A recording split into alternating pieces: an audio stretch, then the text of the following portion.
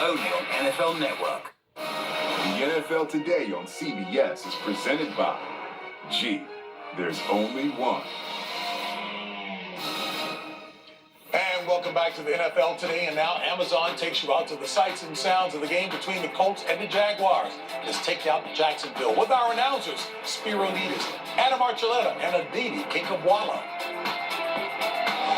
JB here in Jacksonville. The stage is set for a pivotal early season battle in the AFC South between the Jacksonville Jaguars and the Indianapolis Colts. And weather is expected to be a major factor. We have already had heavy intermittent rains here throughout the day, really throughout the last couple of days, as Joe Flacco gets set to strap it on for the Colts, and Trevor Lawrence looking to turn the page in what has been a difficult start to his 2024 NFL season. And with that, we say welcome to Jacksonville, the NFL on CBS, alongside Adam Archuleta. I'm Spiro Needis.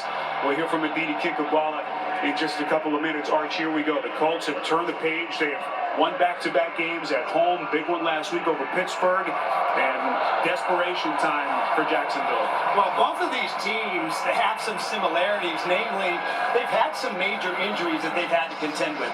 Here's the difference. In the last two games, the Colts have been able to win those critical situations. Jacksonville has missed on their opportunities, and that's why they have yet to win a game.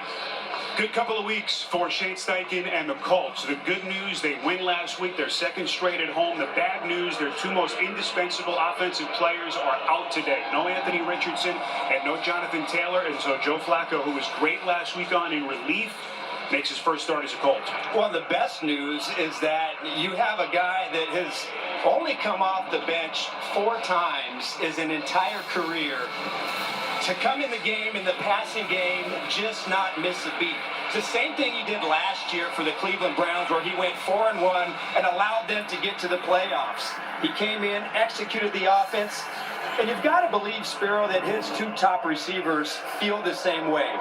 Michael Pittman Jr. had a season breakout, first time over 100 yards, and Josh Downs, 8 catches, but 6 of those catches, Spiro, got them first down. So weather permitting, this could be a 35-attempt game for Flacco and the Colts. Meantime, here in Jacksonville, my oh my, how times have changed for Doug Peterson. A couple of years ago, people were looking at him as he was the savior, brought this franchise back from the Urban Meyer debacle, got them into the playoffs. Suddenly, Arch, he is piloting a ship for a team that is in a free fall, and the questions now around his franchise quarterback, Trevor Lawrence, who is off to one of the worst starts of his career. Well, the pressure and the expectations deservedly should be there, but when you watch the tape, I do believe it's fixable.